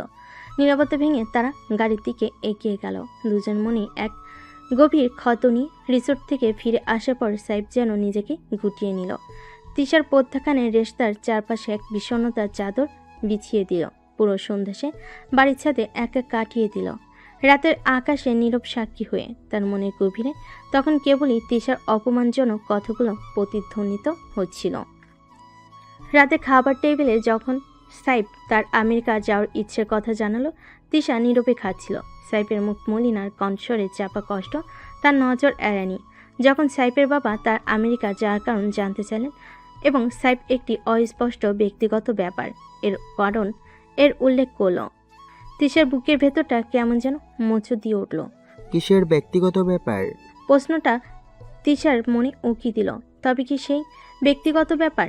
সে নিজেই সাইফের চোখে মুখে যে গভীর হতাশা সে দেখছিল, তার কারণ কি শুধুই তার প্রত্যাখ্যান? যখন সাইফের বাবা তাকে যিনি তার ভাই ভাবির কাছে যাওয়ার প্রস্তাব দিলেন, তখন সাইফ দৃঢ়ভাবে আমেরিকা যাওয়ার সিদ্ধান্তের কথা জানালো। তিশার মনে একটা চাপা অস্বস্তি তৈরি হলো। কেন সাইফ এত দূরে চলে যেতে চাইছে? তাদের সম্পর্কটা কি সত্যি এতটাই তিক্ত হয়ে উঠেছে যে একই শহরে থাকাও তার পক্ষে অসহ্য? আমি অনেক আগে ইউনিভার্সিটি অফ পেনসাইলভেনিয়াতে চান্স পেয়েছিলাম। সাইফের এই কথাটা তিশার মনে একটা ধাক্কা দিল। তার মানে সাইফের নিজেরও একটা ভবিষ্যৎ পরিকল্পনা ছিল, যা হয়তো তাদের এই অপ্রত্যাশিত বিয়ের কারণে চাপা পড়ে গিয়েছিল। আর সেই বিশেষ কাজ যার জন্য সে এতদিন আমেরিকা যায়নি, সেটা কি সে নিজে ছিল? সাইফের বাবার প্রশ্ন। তুই কোনো কাজে অসফল হয়েছিস মানে? এমন কি কাজ ছিল যা তোর পড়াশোনার থেকেও বেশি গুরুত্বপূর্ণ ছিল? এই প্রশ্নটা তিশার মনে আরও গভীর দাগ কাটল। সাইফের নীরবতা এবং এড়িয়ে যাওয়ার ভঙ্গি তার মনে একটা চাপা অপরাধবোধের জন্ম দিল। তবে কি সাইফ সত্যি তার মন জয় করার চেষ্টা করছিল আর সে তা বুঝতে পারেনি, নাকি বুঝেও না বোঝার ভান করেছে? খাবার টেবিলে বিরাজ করা নীরবতা তিশার কাছে অসহ্য লাগতে শুরু করলো। সাইফের বিষণ্ণ মুখটা তার চোখের সামনে ভাসছিল। তার মনে এক অদ্ভুত মিশ্র অনুভূতি কাজ করছিল, কিছুটা অনুশোচনা, কিছুটা দ্বিধা আর কিছুটা অচেনা কষ্ট। সাইফের আমেরিকা যাওয়ার সিদ্ধান্তে তার ভেতরে পাথরটা যেন একটু একটু করে ভাঙতে শুরু করলো। এতদিন শুধু সে নিজের অপমানের কথাই ভেবেছে, কিন্তু এই মুহূর্তে সাইফের দিকটাও তার মনে উকি দিল।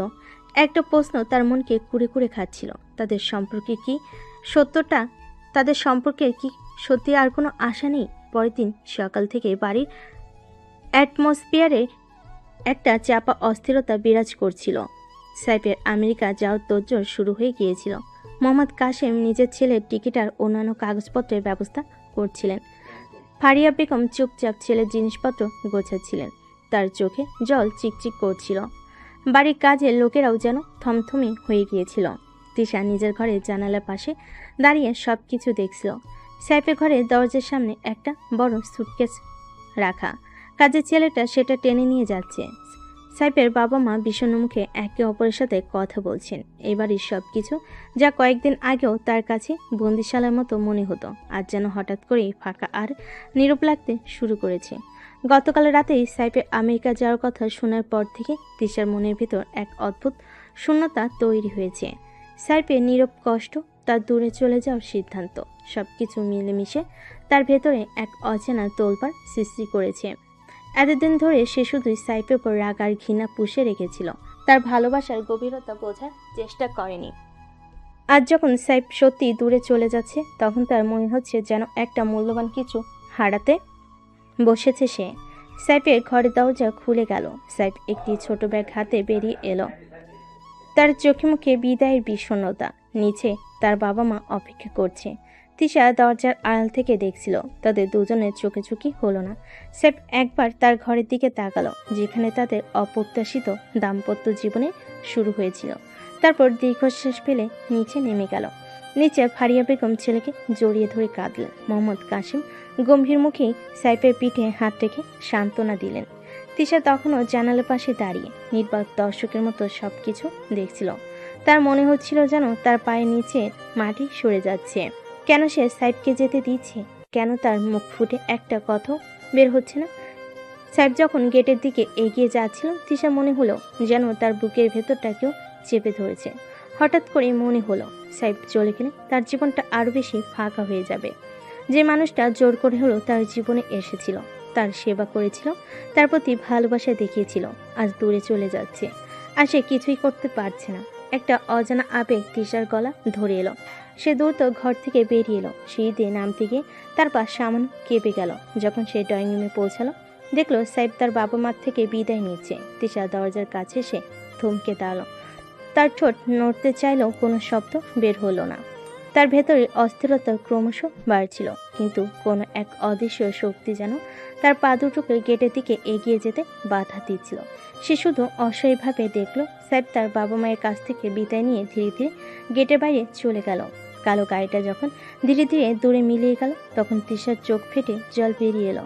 সে দরজার ফ্রেমে হাত রেখে কাঁদতে লাগলো। তার নীরব কান্না যেন তার ভেতরে অনুশোচনা আর হারানোর ভয়কে প্রকাশ করছিল। আমেরিকায় পৌঁছানোর কয়েকদিন পর সাইফ তার বাবা মায়ের সাথে ভিডিও কলে কথা বলছিল। তখন বাংলাদেশে গভীর রাত। মোহাম্মদ কাশেম আর ফারিয়া বেগম তাদের ড্রয়িং রুমে বসে ছেলের সাথে কথা বলছিলেন। সাইফের কণ্ঠস্বর কিছুটা ক্লান্ত শোনাচ্ছিল, কিন্তু তাদের সাথে কথা বলার সময় সে স্বাভাবিক থাকার চেষ্টা করছিল। তখন অন্য ঘরে জেগে থাকা তিশা তাদের কৌতূহল আর চাপা অস্বস্তি নিয়ে নিঃশব্দে দরজা খুলে পাশের ঘরে এসে দাঁড়ায়, যাতে তাদের কথা শুনতে পায়। কেমন আছিস বাবা? আমি ভালো আছি বাবা। এখানে সব ঠিকঠাক। ইউনিভার্সিটিতে ভর্তি হয়েছি, ক্লাসও শুরু হয়েছে। আর শরীরটা কেমন আছে? ঠিক মতো খাচ্ছিস তো? হ্যাঁ মা, তোমরা চিন্তা করো না, আমি নিজের খেয়াল রাখছি। সব কিছু গুছিয়ে নিতে কোনো অসুবিধা হচ্ছে না তো? কোনো কিছুর দরকার হলে আমাদের জানাবি। না বাবা, সব ঠিক আছে। এখানকার পরিবেশটাও বেশ ভালো। সাবধানে থাকিস বাবা। অচেনা জায়গা, নিজের শরীরের দিকে খেয়াল রাখিস আর নিয়মিত আমাদের খবর নিস। অবশ্যই মা, তোমরাও নিজেদের খেয়াল রেখো। তোমাদের কথা খুব মনে পড়ছে। মন খারাপ করিস না, পড়াশোনায় মন দে। আর কোনো সমস্যা হলে আমরা তো আছি। জানি বাবা, তোমাদের আশীর্বাদ সবসময় আমার সাথে আছে। ভিডিও কল শেষ হওয়ার পর তিশা ধীরে ধীরে নিজের ঘরে ফিরে আসে। সাইফের ক্লান্ত স্বর আর দূরে থাকার কষ্টটা সে অনুভব করতে পারছিল। তাদের কথোপকথনে তার কথা একবারও উঠল না। সাইফ যেন তার জগৎ থেকে তাকে সম্পূর্ণ বাদ দিয়ে দিয়েছে। এই উপেক্ষা তিশার মনে এক নতুন ধরনের শূন্যতা আর অস্থিরতা সৃষ্টি করল। এতদিন ধরে যে সাইফের প্রতি উদাসীন ছিল, কিন্তু আজ তার অনুপস্থিতি আর নীরবতার তিশার হৃদয় এক গভীর দাগ কাটতে শুরু করলো। কেন সাইফ তার কথা একবারও জিজ্ঞেস করলো না? তবে কি তাদের সম্পর্কের সব সূত্র সত্যি ছিঁড়ে গেছে? তিশা জানালার বাইরে অন্ধকারের দিকে তাকিয়ে থাকে। তার মনে এক গভীর শূন্যতা আর একরাশ না বলা প্রশ্ন ভিড় করতে থাকে। সাইফের চলে যাওয়ার পর কয়েকটা সপ্তাহ কেটে গেল। বাড়ির পরিবেশ শান্ত, কিন্তু তিশার মনের ভেতরে ঝড় উঠছিল। সাইফের প্রতি তার এতদিনকার জমে থাকা রাগ ধীরে ধীরে অনুশোচনায় রূপ নিচ্ছিল। ভিডিও কলে তার বাবা মায়ের সাথে সাইফের কথোপকথন আড়াল থেকে শুনে তার মনে এক নতুন উপলব্ধি জেগেছিল। সাইফের কণ্ঠস্বরের বিষণ্ণতা, তাদের সম্পর্কের ব্যাপারে তার নীরবতা, সবকিছু তিশার হৃদয়ে এক গভীর দাগ কেটেছিল। সাইফ তাকে জোর করে বিয়ে করেছিল, এটা যেমন সত্যি, তেমনি সত্যি ছিল অসুস্থতার সময় তার নিঃস্বার্থ সেবা। রিসোর্টে তার ভালোবাসার প্রস্তাব, প্রত্যাখ্যান করে সে হয়তো খুব বেশি রুট ব্যবহার করেছিল। সাইফের আমেরিকা চলে যাওয়া যেন তার ভুলগুলো চোখে আঙ্গুল দিয়ে দেখিয়ে দিয়েছিল। আর যখন সাইফ তার পাশে নেই তখন সে অনুভব করতে পারছিল তার জীবনে একটা শূন্যতা তৈরি হয়েছে। একদিন বিকেলে তিশা তার ঘরে বসে 15 দিনের কথা ভাবছিল। ভার্সিটিতে সাইফের প্রথম দেখা, তার বারবার পিছনেও তাদের অপ্রত্যাশিত বিয়ে, সবকিছু তার চোখের সামনে ভেসে উঠছিল। সাইফের চোখে তার জন্য যে গভীর ভালোবাসা সে দেখছিল তা সে সেদিন বুঝতে পারেনি, বরং তাকে একজন বিরক্তিকর ছেলে হিসেবে গণ্য করছিল। সাইফের প্রস্তাব প্রত্যাখ্যান করার মুহূর্তটা তার মনে আবার ফিরে এলো। সাইফের মুখে সেই হতাশার ছাপ, তার নীরব অপমান সবকিছু তাকে কুড়ে কুড়ে খাচ্ছিল। কেন সে সেদিন এত কঠিন ব্যবহার করেছিল? কেন সাইফের ভালোবাসার গভীরতা সে বুঝতে পারেনি? হঠাৎ তিশার মনে হলো সাইফের আমেরিকা যার কারণ শুধু তার প্রত্যাখ্যান নয়, হয়তো সে সত্যি কষ্ট পেয়েছিল, হয়তো তার আর কোনো আশা ছিল না। তার ভবিষ্যৎ পরিকল্পনা ছিল ইউনিভার্সিটি অফ পেনসিলভেনিয়াতে পড়ার সুযোগ ছিল, কিন্তু সে সব ছেড়ে এখানে ছিল শুধু তিশার জন্য। আর তিশা তার ভালোবাসার প্রতিদান দিয়েছে চরম অবহেলা আর প্রত্যাখ্যানের মাধ্যমে। নিজের ভুল বুঝতে পেরে তিশার চোখে জল চলে এলো। তার মনে তীব্র অনুশোচনা হতে লাগলো। সে কি সাইফের প্রতি অবিচার করেনি? তার ভালোবাসাকে কি সে মূল্য দেয়নি? আজ যখন সাইফ দূরে, তখন সে অনুভব করতে পারছে তার জীবনে সাইফে একটা বিশেষ স্থান ছিল। হয়তো সে ভালোবাসার নামান্তর ছিল, যা সে এতদিন উপলব্ধি করতে পারেনি। তিশা দ্রুত উঠে দাঁড়ালো। তার মনে একটাই চিন্তা, সাইফের সাথে তার কথা বলা দরকার, তাকে বোঝানো দরকার যে সে তার ভুল বুঝতে পেরেছে। কিন্তু সাইফ তো এখন অনেক দূরে, কিভাবে তার সাথে যোগাযোগ করবে সে? তার কি কোনো নাম্বার আছে? সে তার ফোনটা হাতে নিল এবং সাইফের কোনো কন্ট্যাক্ট ডিটেলস খুঁজে বের করার চেষ্টা করলো, কিন্তু তাদের মধ্যে কখনোই সরাসরি ফোন নাম্বার বা অন্য কোনো যোগাযোগের মাধ্যম ছিল না। সবসময় তাদের দেখা হতো বাড়িতে অথবা ভার্সিটিতে। হঠাৎ তিশার মনে পড়ল সাইফের বাবা মায়ের কথা। হয়তো তাদের কাছে সাইফের কোনো কন্ট্যাক্ট নাম্বার থাকতে পারে। দ্বিধাগ্রস্ত মনেও তিশা নিচে নেমে গেল। তার মনে একটাই আশা, সাইফের সাথে একবার কথা বলা, তার ভুল স্বীকার করা এবং যদি সম্ভব হয় তাদের সম্পর্কটাকে নতুন করে শুরু করার একটা সুযোগ চাওয়া। অনুশোচনার ঢেউ তিশার ভেতরে আশ্রে পড়ছিল। সাইফের চলে যাওয়া তার মনে শান্ত পুকুরে যেন পাথর ছুঁড়ে মেরেছিল। এতদিন ধরে পুষে রাখা অভিমান আজ তীব্র বেদনার পরিণত হয়েছে। তার মনে একটাই আকুতি, সাইফের সাথে কথা বলা, তার কাছে ক্ষমা চাওয়া। পা আপনা আপনি ড্রয়িং রুমের দিকে এগিয়ে যাচ্ছিল, কিন্তু দরজার কাছে এসে তিশা থমকে দাঁড়ালো। ভেতরে চাপা কান্নার শব্দ তার পা দুটোকে যেন শিকলে বেঁধে ফেল। মোহাম্মদ কাশিমের ভারী শ্বাস আর ফারিহা বেগমের অস্পষ্ট গঙ্গানি তার হৃদয় ছুঁয়ে গেল। আমার মনে হচ্ছে আমরা ভুল করছি। ফারিয়া বেগমের ভাঙ্গা কণ্ঠস্বর ভেসে এলো। ছেলেটা ওখানে একা, ওর তো কেউ নেই। মোহাম্মদ কাশিম দীর্ঘশ্বাস ফেলেন। এখন আর ভেবে কি হবে, যা হবার হয়ে গেছে। তাদের এই কথোপকথন তিশার হৃদয়ে নতুন করে আঘাত হানল।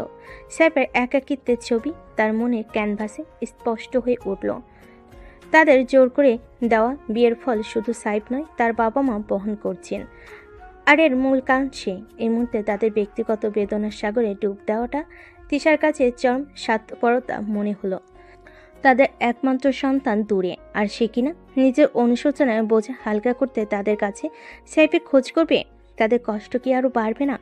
একটা অদৃশ্য দেওয়া যেন তিশাকে থামিয়ে দিল। সে আর ভেতরে প্রবেশ করতে পারল না। বিষণ্ণ মুখগুলোর আবছা ছায়া দরজার ফাঁক দিয়ে দেখল, আর তার নিজের ভেতরে অনুশোচনা আরো তীব্র হলো। ধীরে ধীরে তিশা নিজের ঘরের দিকে পা বাড়ল। জানালার পাশে দাঁড়িয়ে দূরে আকাশ দেখল। তার মনে তখন একটি কঠিন প্রশ্ন, কিভাবে সে সাইফের কাছে পৌঁছাবে, কিভাবে তার ভুল স্বীকার করবে? তাদের যোগাযোগের কোনো সরাসরি মাধ্যম তো তার জানা নেই। এরপরে দিনগুলো যেন এক দীর্ঘশ্বাসের মতো বয়ে যেতে লাগলো। তিশার কষ্ট ক্রমশ বাড়তে শুরু করলো। সাইফের অভাব সে প্রতি মুহূর্তে অনুভব করতে শুরু করলো। আগে তার জোর করে চাপিয়ে দেওয়া উপস্থিতি যেমন বিরক্তিকর ছিল, আজ তার অনুপস্থিতি তেমনই এক গভীর শূন্যতার সৃষ্টি করলো। রাতে ঘুম আসতো না, দিনের বেলা কোনো কাজে মন বসাতে পারতো না। ভার্সিটিতে গেলেও বন্ধুদের সাথে তেমন মিশতে পারতো না। তার মন সবসময় অন্যমনস্ক থাকতো। সে প্রায়ই আনমনে সাইফের কথা ভাবত। তার হাসি মাখা মুখ, তার আন্তরিক চোখের চাহনি সবকিছু তার স্মৃতিতে ভিড় করত। অসুস্থতার সময় সাইফের সেবা, রিসোর্টে তার ভালোবাসার প্রস্তাব, সেই মুহূর্তগুলো তার মনে এক চাপা দীর্ঘশ্বাস ফেলত। কেন সে সাইফের সেদিন ভালোবাসার মূল্য দেয়নি? কেন সে এত কঠিন ছিল? একদিন রাতে তিশা বারান্দায় দাঁড়িয়ে আকাশের দিকে তাকিয়েছিল। অজস্র তারার মাঝে সে যেন সাইফের মুখটা খুঁজে বেড়াত। তার মনে হচ্ছিল দূর আকাশে কোথাও একা দাঁড়িয়ে সাইফ হয়তো তার কথা ভাবছে। একটা চাপা কান্না তার গলা ধরে এলো। সে বুঝতে পারছিল সাইফ দূরে চলে যাওয়ায় তাদের মধ্যকার দূরত্ব শুধু ভৌগোলিক নয়, মানসিকও হয়ে গেছে। সে দূরত্ব ঘোচানো এখন কতটা কঠিন তা সে হাড়ে হাড়ে টের পাচ্ছিল। যোগাযোগের কোনো উপায় জানা না থাকায় তিশার অসহায়তা ক্রমশ বাড়ছিল। তার মনে হতো একটা অদৃশ্য দেওয়াল তাদের দুজনকে আলাদা করে রেখেছে।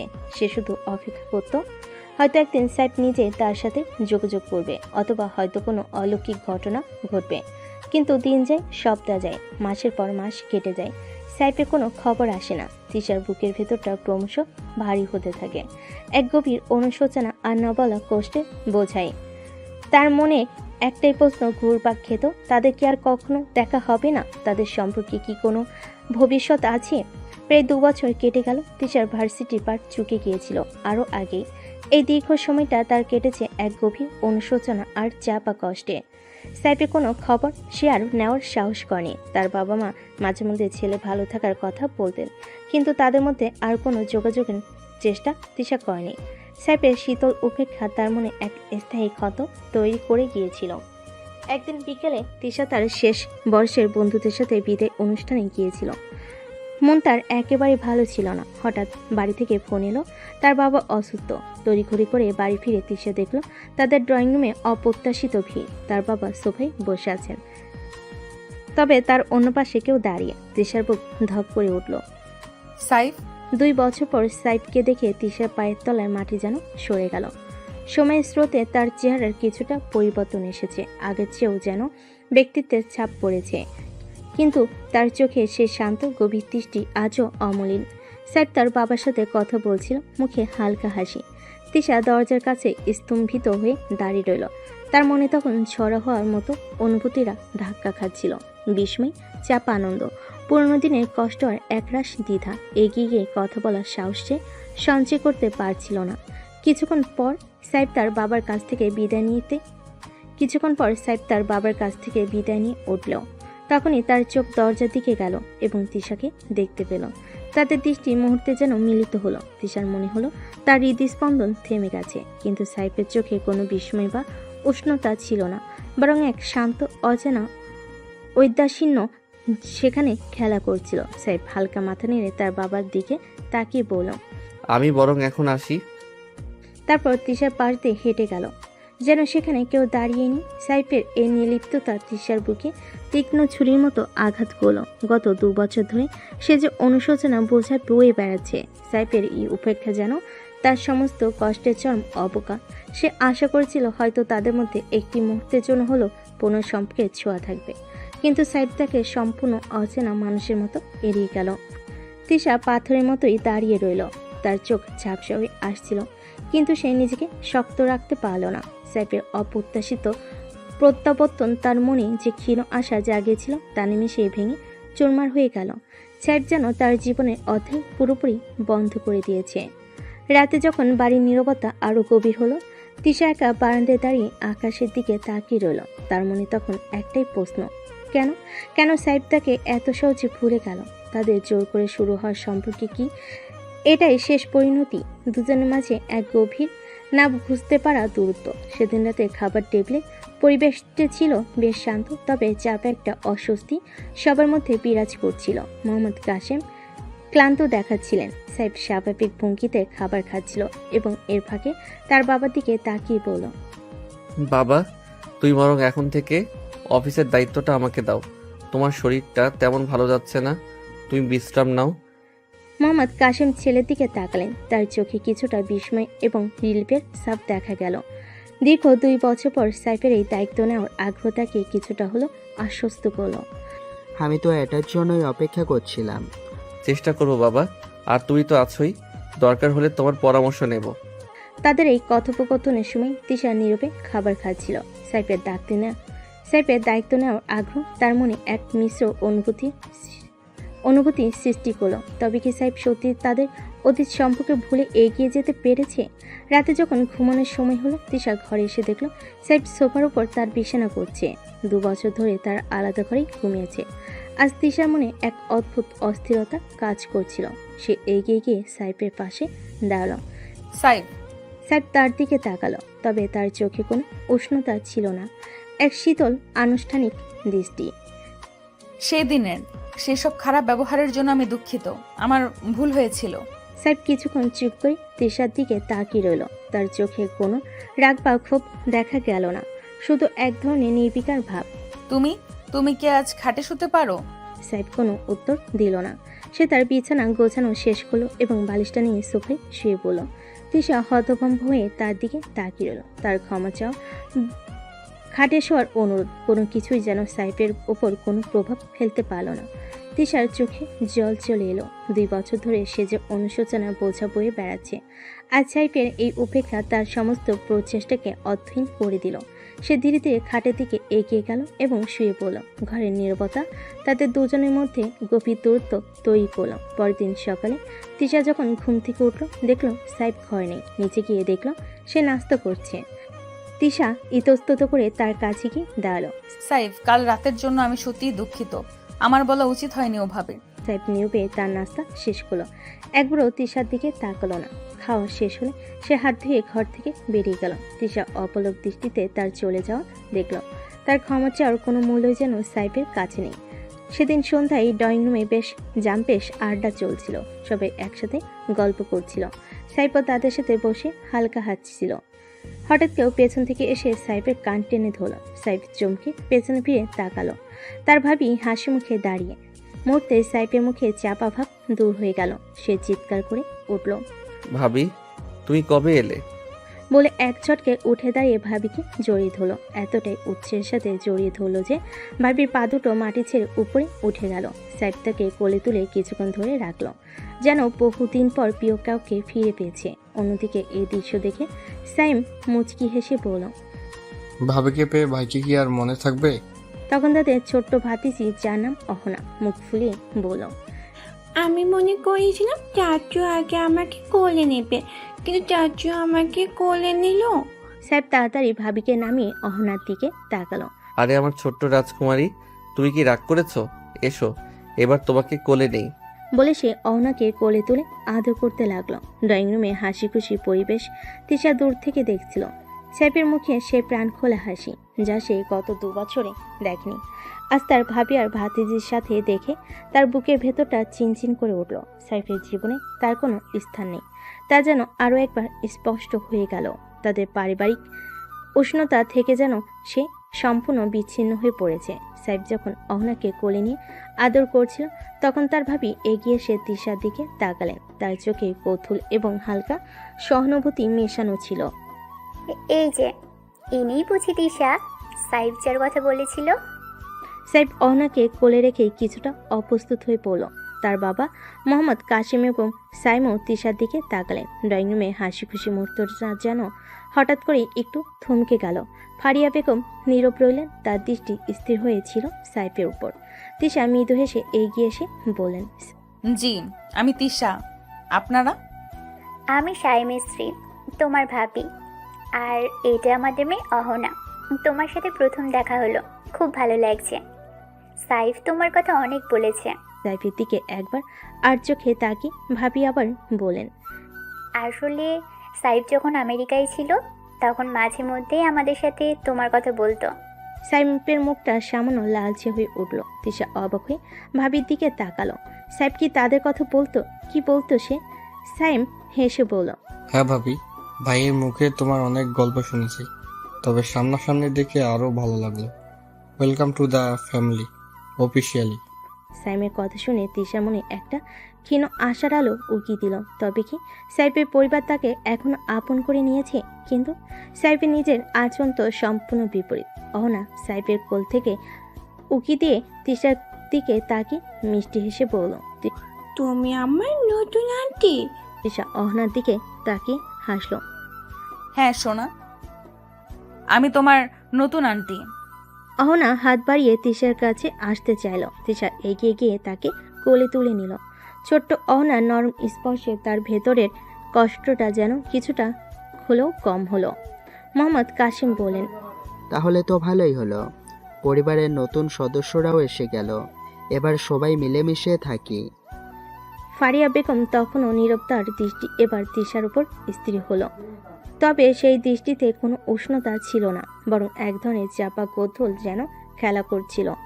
পরিবারের এই উষ্ণ অভ্যর্থনা তিশার মন ছুঁয়ে গেল। তবে ফারিয়া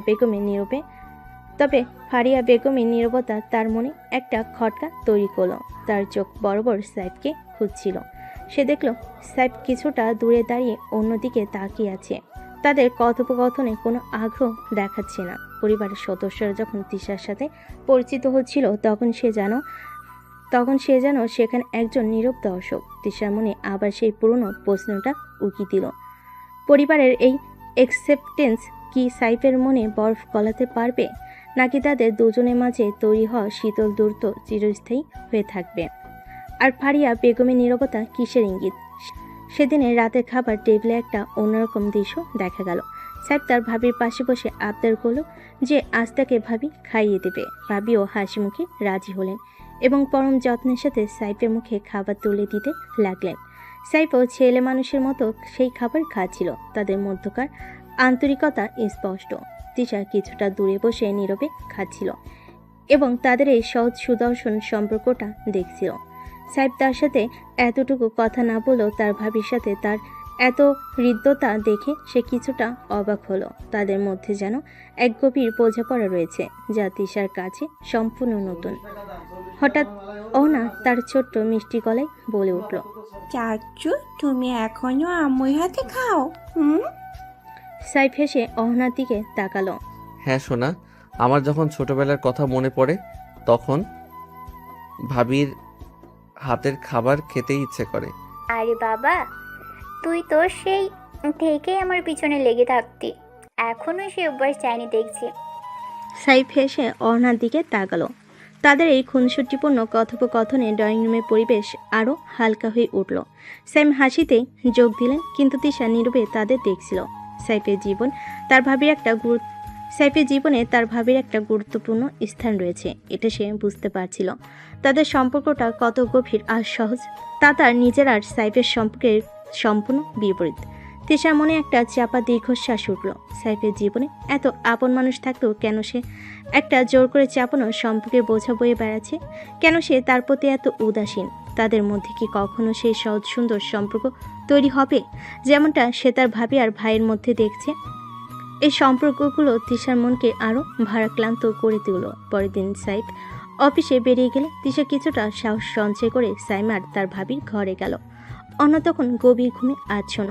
ভাবি তিশাকে ঘরে আসতে দেখে মিষ্টি হেসে বসতে বললেন, এসো তিশা, কিছু বলবে? ভাবি আসলে আমার একটা পরামর্শ লাগতো আপনার থেকে। হ্যাঁ অবশ্যই, বসো, বলো কি পরামর্শ।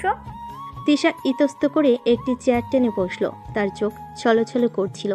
ধীরে ধীরে সে তার আর সাইফের সম্পর্কের শুরু থেকে আমেরিকা যাও এবং সাইফে ফিরে আসার পরের উপেক্ষা সবকিছু ভাবির কাছে খুলে বলল। তার কণ্ঠে বারবার ধরে আসছিল, আর শেষের দিকে সে কান্নায় ভেঙে পড়ল। ভাবি মনোযোগ দিয়ে তিশার সব কথা শুনলেন। তার মুখ দেখে মনে হচ্ছিল তিশার কষ্টে তিনিও ব্যথিত। যখন তিশার কান্না থামল, ভাবি আলতো হাতে তার পিঠে হাত রাখলেন। শান্ত হও তিশা, আমি বুঝতে পারছি তোমার কতটা কষ্ট হয়েছে। সাইফ যা করেছে সেটা কোনোভাবেই সমর্থনযোগ্য নয়, কিন্তু আসলে খুব চাপা স্বভাবের। হয়তো ভিতরে ভিতরে অনেক কষ্ট পাচ্ছে, কিন্তু বাইরে থেকে তা প্রকাশ করতে পারছে না। তিশা ভেজা চোখে ভাবির দিকে তাকালো।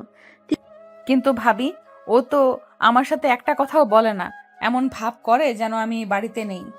আমি জানি, সাইফ ফিরে আসার পর থেকে আমিও সেটা লক্ষ্য করছি। আসলে আমেরিকায় থাকার সময় ও একা ছিল, হয়তো অনেক কিছু হজম করেছে যা আমাদের বলেনি। তবে আমার মনে হয় তোমার প্রতি ওর রাগ হয়তো কিছুটা হলেও কমেছে, না হলে তোমাদের কথা আমাদের বলতো না। তিশা অবাক হয়ে ভাবির দিকে তাকালো। কিন্তু ও তো এমন ভাব দেখায় যেন আমাকে ঘৃণা করে।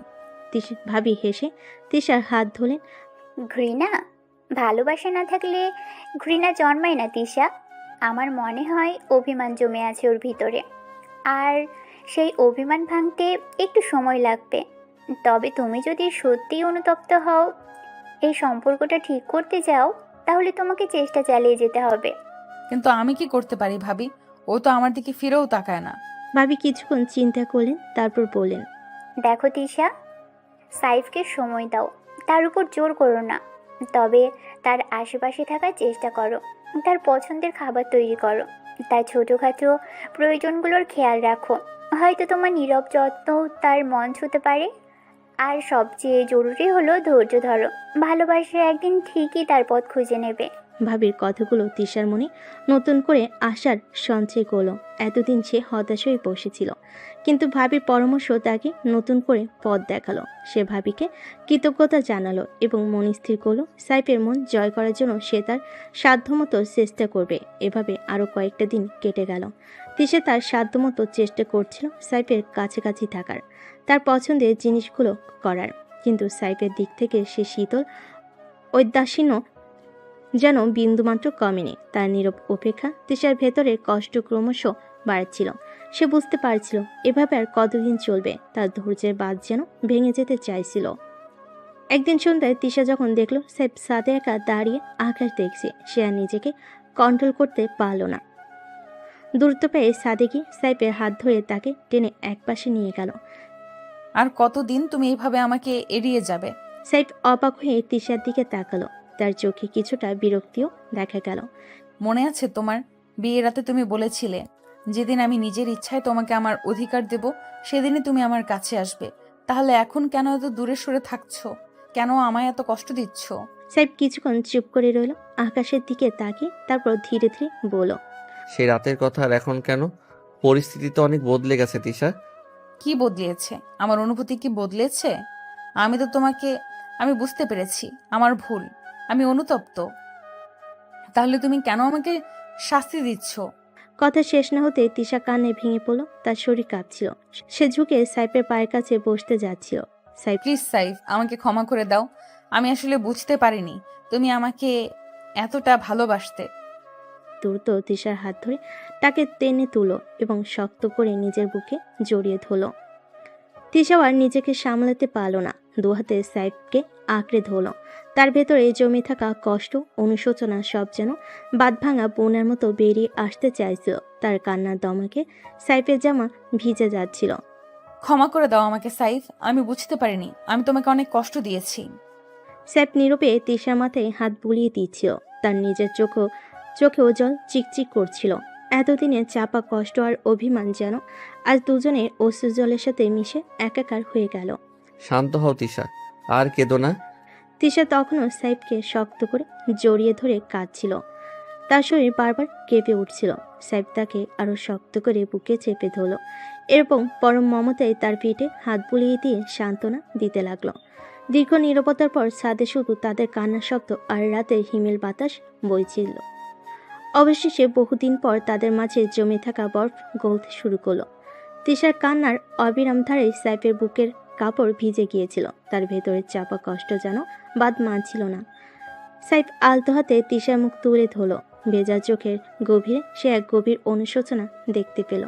তার হৃদয় নরম হয়ে এলো। সাইফ ঝুঁকে এসে তিশার কপালে এক গভীর স্নিগ্ধ চুম্বন এঁকে দিল। সেই স্পর্শে যেন মিশেছিল ক্ষমা আর সান্ত্বনা। আর কেঁদো না তিশা, সব ঠিক হয়ে যাবে। কিন্তু তিশা যেন সেই স্পর্শে আরো বেশি অসহায় হয়ে পড়ল। সে আবারও সাইফকে শক্ত করে জড়িয়ে ধরল, মুখ গুজে দিল তার বুকে। তার শরীর তখনও কান্নায় কাঁপছিল। আমি তোমাকে অনেক কষ্ট দিয়েছি সাইফ, বিশ্বাস করো। এখন প্রতিটা মুহূর্তে আমি সেই ভুলের প্রায়শ্চিত্ত করছি। তুমি কেন আমাকে ক্ষমা করতে পারছো না? সাইফ নীরবে তিশার মাথায় হাত বোলাতে লাগলো। তার নিজের ভেতরে জমে থাকা অভিমানগুলো যেন ধীরে ধীরে গলতে শুরু করছিল। তিশার কান্নার তীব্রতা তার হৃদয় গভীর সহানুভূতি জাগলো। আমি তোমাকে ক্ষমা করেছি তিশা, অনেক আগেই করেছি। হ্যাঁ, তিশা চমকে উঠল এবং তার বুক থেকে মুখ তুলে সাইফের দিকে তাকালো। তার ভেজা চোখে অবিশ্বাস্য আর ক্ষীণ এক আশার আলো। সত্যি তুমি তুমি আমাকে ক্ষমা করেছো? সাইফ মাথা নেড়ে সায় জানালো। তার চোখে এক গভীর বেদনার ছায়া। হ্যাঁ তিশা, কিন্তু বিশ্বাস করো, সেই দিনগুলোর কষ্ট আমি এত সহজে ভুলতে পারিনি। তোমার উপেক্ষা, তোমার ঘৃণা, সেগুলো আমাকে ভেতরে ভেতরে শেষ করে দিচ্ছিল। তাই দূরে চলে যাওয়া ছাড়া আমার আর কোনো উপায় ছিল না। তিশা আবার সাইফকে জড়িয়ে ধরল, এবার কিছুটা শান্তভাবে, তার আলিঙ্গনে কৃতজ্ঞতা আর ভালোবাসার আকুতি। আমি জানি আমি তোমাকে অনেক কষ্ট দিয়েছি, কিন্তু বিশ্বাস করো, এখন আমি সবকিছু নতুন করে শুরু করতে চাই। তুমি কি আমাকে সেই সুযোগ দেবে সাইফ? সাইফ তিশার চুলে আলতো করে স্পর্শ করল। রাতে নীরব সাদে তাদের দুজনের নীরব আলিঙ্গন যেন এক নতুন সম্পর্কের জন্ম দিচ্ছিল। দীর্ঘ বিরতির পর তারা আবার একে অপরের উষ্ণতা অনুভব করলো। অতীতের তিক্ততা হয়তো পুরোপুরি মুছে যাবে না, কিন্তু ভালোবাসার নতুন বীজ রোপণের জন্য এই মুহূর্তটা ছিল অপরিহার্য।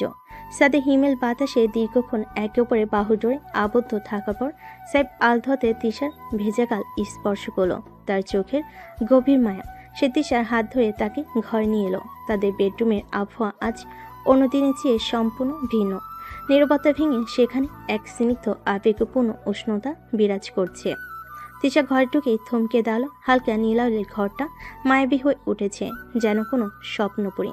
খাটের পাশে একটা ছোট্ট টেবিলে জ্বলছে সুগন্ধি মোমবাতি, যার মৃদু আলো তাদের দুজনের চোখে মুখে এক রোমান্টিক আভা সৃষ্টি করেছে। খাটের উপর এলোমেলোভাবে ছড়িয়ে রয়েছে রক্তিম গোলাপের পাপড়ি, আর খোলা জানালার হালকা পর্দা রাতের বাতাসে ভেসে এসে আলতো করে তাদের স্পর্শ করছে। সাইফ দরজা বন্ধ করে তিশার দিকে তাকালো। তার চোখে সেই কঠিন ঔদাসীন্যর বদলে আজ শুধুই গভীর ভালোবাসা আর ব্যাকুল আকাঙ্ক্ষা।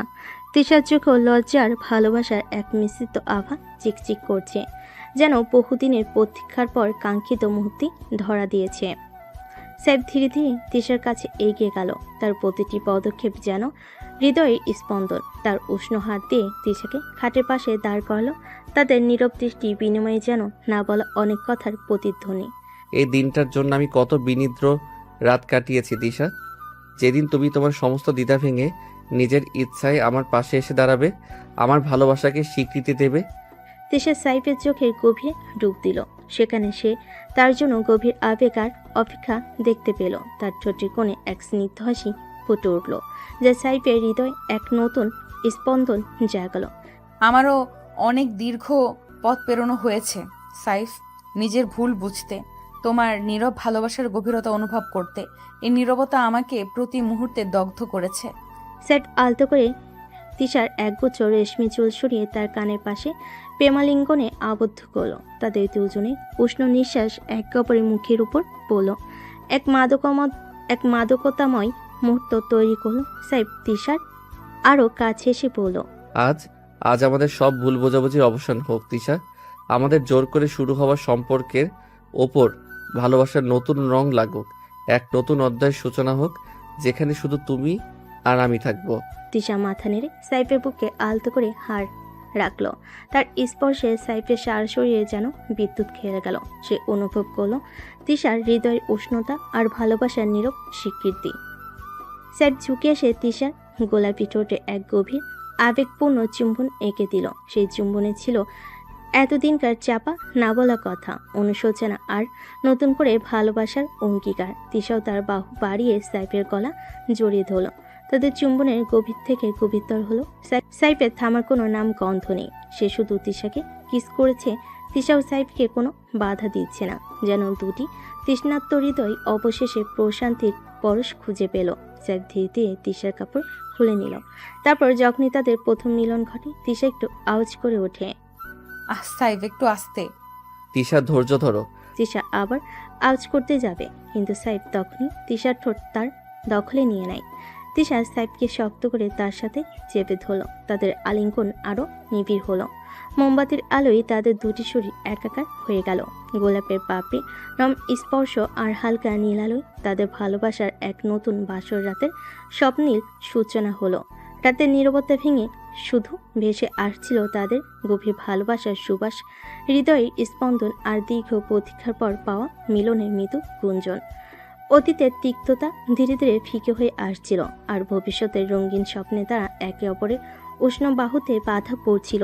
জোর করে শুরু হওয়া তাদের সম্পর্ক আজ অনুশোচনা, ক্ষমার, গভীর ভালোবাসার এক নতুন পরিণতি খুঁজে পেল। দীর্ঘ অপেক্ষার পর অবশেষে তার একে অপরের হৃদয়ের গভীরে নিজেদের স্থায়ী স্থান করে নিল। তাদের ভালোবাসার জয় হলো অশ্রুজলের পথ পেরিয়ে। সেই রাতে পর সাইফা তিশার জীবনে এক নতুন সূর্যোদয় হলো। তাদের সম্পর্কের মেঘ কেটে গিয়ে ভালোবাসার উষ্ণ আলো চারপাশ আলোকিত করে তুলল। দীর্ঘ 2 বছরের নীরবতা ভেঙে তাদের মধ্যে আবার কথা বলা শুরু হলো। সেই কথাগুলো ছিল একে অপরের প্রতি গভীর ভালোবাসা আর বোঝাপড়া। সাইফ তার ভুল বুঝতে পেরেছিল এবং তিশার কাছে বারবার ক্ষমা চেয়েছিল। তিশাও তার অভিমান ভেঙে সাইফের ভালোবাসাকে গ্রহণ করেছিল। তাদের জোর করে শুরু হওয়া সম্পর্কটা ধীরে ধীরে খাঁটি ভালোবাসার বাঁধনে আবদ্ধ হলো। সাইফ আবার অফিসে মন দিল আর তিশাও তার নতুন জীবন গুছিয়ে নিতে শুরু করলো। তারা দুজনে একসাথে সময় কাটাতো, পুরোনো দিনের অভিজ্ঞতা ভুলে নতুন করে স্বপ্ন দেখত। তাদের মধ্যকার দূরত্ব খুঁজে গিয়ে এক গভীর বন্ধুত্ব ও ভালোবাসার সম্পর্ক তৈরি হলো। তাদের ভালোবাসার সাক্ষী ছিল তাদের পরিবার। সাইফের বাবা মা তাদের দুজনের পরিবর্তন দেখে খুব খুশি হয়েছিলেন। সাইম আর তার ভাবিও তাদের সম্পর্ককে সহজভাবে মেনে নিয়েছিল এবং সবসময় তাদের পাশে ছিল। ছোট্ট অহনত সাইফ আর তিশার চোখের মনি হয়ে উঠল। কিছু মাস পর সাইফ আর তিশা আবার সেই রিসোর্টে গিয়েছিল। সেখানে সাইফ তাকে প্রথমবার প্রপোজ করেছিল। তবে এবারে পরিবেশটা ছিল সম্পূর্ণ ভিন্ন। কোনো দ্বিধা বা তিক্ততা নাই, শুধু ছিল দুটো ভালোবাসাময় হৃদয়ের সান্নিধ্য। তিশা সেদিন সাইফের হাতে হাত রেখে বসেছিল। তুমি আমার জীবনে না এলে হয়তো আমি কখনোই সত্যিকারের ভালোবাসার মানে বুঝতাম না। সাইফ হেসে তিশাকে জড়িয়ে ধরেছিল। আর তুমি আমার জীবনে এসে আমার ভুলগুলো ধরিয়ে দিয়েছিলে তিশা। তোমাকে ছাড়া আমার জীবনটা অসম্পূর্ণ।